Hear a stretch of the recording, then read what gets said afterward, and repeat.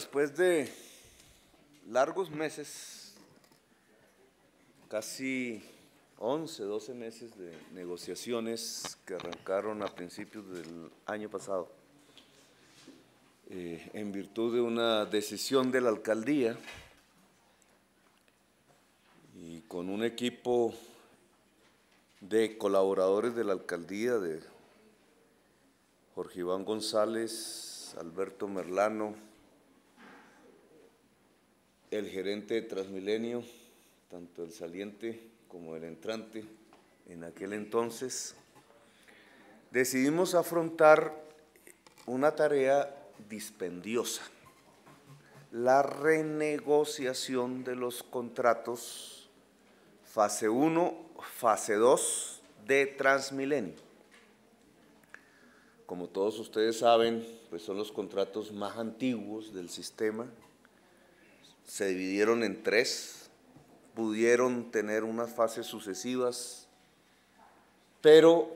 a partir del año 2010, en realidad, el contexto en el que se desenvuelve Transmilenio cambió radicalmente. De unas operaciones por troncales modernas que arrancaron en el gobierno de Peñalosa, pasamos en el año 2010, por lo menos en teoría,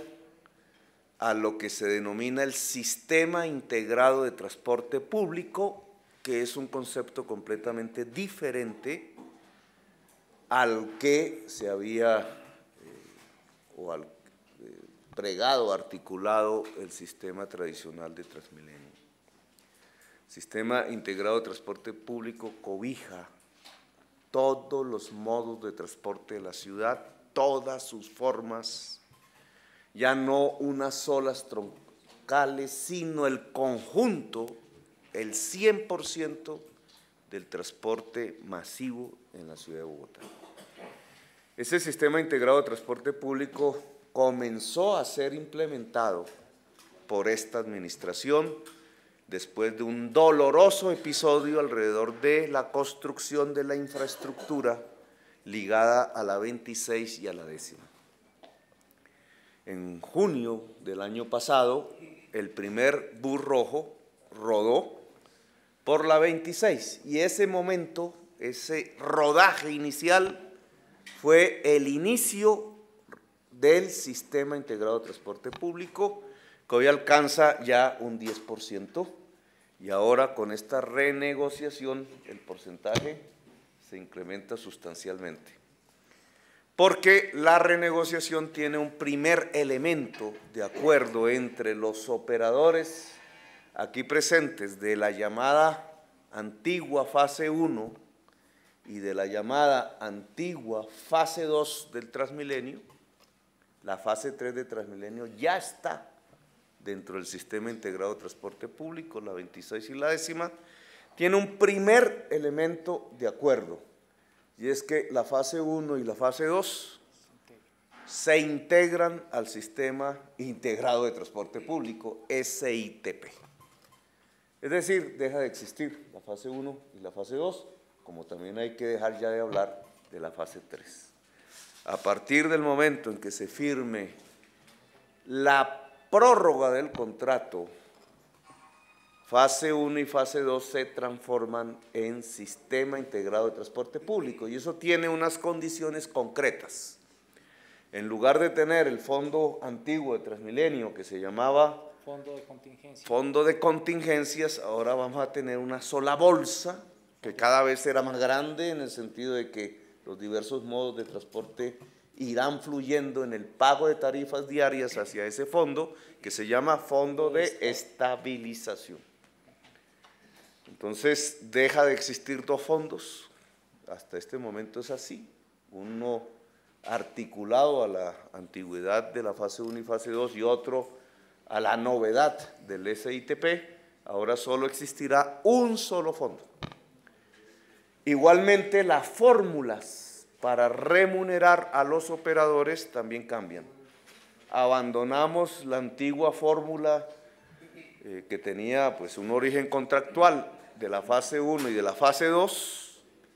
y se integra la fórmula para remunerar a los operadores a la modalidad de remuneración del SITP, que entre otras cosas hace desaparecer el poco conocido públicamente, pero muy famoso dentro del gremio, IPK, que era un instrumento que ayudó a Transmilenio a disminuir en cierta forma flujo de ganancias hacia operadores, pero sobre la base de la incomodidad de los usuarios, y que llevó a una crisis real que tuvo su momento más dramático en marzo del año pasado. Los cambios que hemos dado desde esta administración han logrado una relegitimación del modelo de Transmilenio a partir de que ya, a partir de marzo, no volvió a existir un solo hecho de bloqueo del Transmilenio producto de la acción de sus propios usuarios, cuando contábamos por centenares estos hechos en el año 2011, 2010, etc. Este cambio de fórmula trae, como parte del acuerdo aquí logrado, tanto en fase 1 como en fase 2, una disminución de la tarifa técnica. La tarifa técnica, para conocimiento de quienes no han manejado todas las variables de este tipo de sistemas, es la que fija la remuneración a los operadores. No confundir con la tarifa al pasajero, aunque están relacionadas. La tarifa técnica de la fase 1 con esta renegociación disminuye un 13% y la tarifa técnica de la fase 2 disminuye un 9.65%. La tarifa técnica actualmente son 1.840 pesos, algo así. No es exactamente la tarifa al pasajero, que está en 1.750 por la mañana, hora pico, y por la noche, atardecer, hora pico, 1.700, y 1.400 hora valle, que fue nuestro decreto tarifario muy discutido el año pasado, pero que trajo como consecuencia, entre otras cosas, el incremento de la demanda, tanto en la fase 1 como en la fase 2, y algo que para nosotros es fundamental: un traslado de usuarios de la hora pico hacia la hora valle. Ahora, con la disminución del 13% en fase 1 y 9.65% en fase 2, la tarifa técnica empieza a estar por debajo, en hora pico, de la tarifa al pasajero. Así que tenemos un interesante fenómeno de subsidio cruzado, que en otra oportunidad explicaremos sus consecuencias hacia adelante. Estos son los elementos esenciales, no sé si he olvidado algún dato en particular, de la renegociación. La renegociación implicará que los actuales operadores, tanto en fase 1 como en fase 2, puedan operar aproximadamente 240.000 kilómetros más de lo que contemplaba el contrato inicial, con una válvula de flexibilidad. Y es que, y este era uno de los grandes temores que existían en la renegociación, no quedamos amarrados a tecnologías viejas, sino que con los operadores hemos logrado, digamos, una amplitud de mentes en el sentido de que en cualquier momento podemos dar un salto tecnológico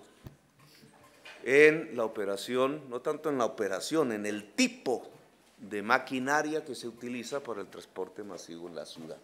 Y esto no solamente será relativo a fase 1, fase 2, sino también a las zonas del SITP. Salto tecnológico lo vemos de acuerdo a los desarrollos que la humanidad tiene en estos aspectos y que están relacionados con el intenso deseo y necesario deseo de contaminar menos, volcar menos gases, efectos invernaderos,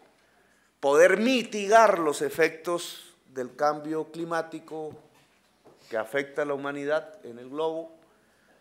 Los saltos tecnológicos cada vez se dan más en relación a liberarnos del petróleo como fuente de energía básica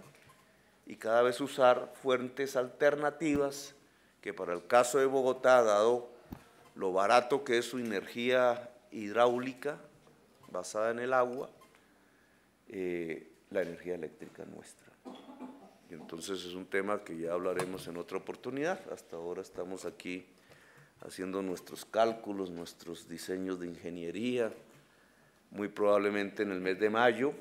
se realice la primera feria, espero que sea latinoamericana, de vehículos eléctricos, tanto de uso particular, pero fundamentalmente de transporte masivo, con diversos operadores, bancos, etcétera, que puedan mostrar el desarrollo de mecanismos financieros y tecnológicos que hagan saltar en términos de calidad del aire, mitigación del cambio climático, mejor calidad de vida para toda la ciudadanía, finalmente menos niños enfermos por enfermedades agudas respiratorias. Ojalá alguna frase de campaña que podamos escuchar de nuevo el canto de los pájaros en la Caracas,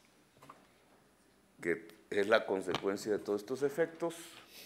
pueda esa feria darnos los grandes saltos tecnológicos que necesitamos en el transporte de la ciudad de Bogotá. Así que hoy prácticamente el SITP se duplica en una sola firma. Hoy prácticamente todo el sistema antiguo de Transmilenio se transforma en el SITP. Hoy prácticamente podemos garantizar la sostenibilidad de la reducción de tarifas, que es una política esencial del plan de desarrollo, para superar la segregación social respecto a la movilidad en la ciudad y para superar la posibilidad de un colapso en hora pico, que siempre ha sido el gran riesgo que a todos nos ha perseguido en estos meses, el colapso en hora pico en las grandes troncales del Transmilenio, fundamentalmente en la Caracas, en virtud de la implementación del SITP. Un esfuerzo de colaboración público-privada que antes creían imposible. Decían que en tratándose de los operadores del transporte y del alcalde Petro era una tarea dificilísima, pero Germán pudo juntar con nuestros negociadores los puntos y como en todo esfuerzo de negociación pacífica, pues los puntos comunes son los que permiten la construcción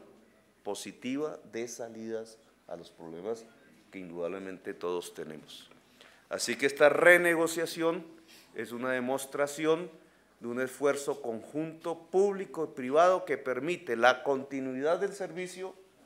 responsabilidad del gerente de Transmilenio para la finalización de estos contratos, por una parte, el salto tecnológico que es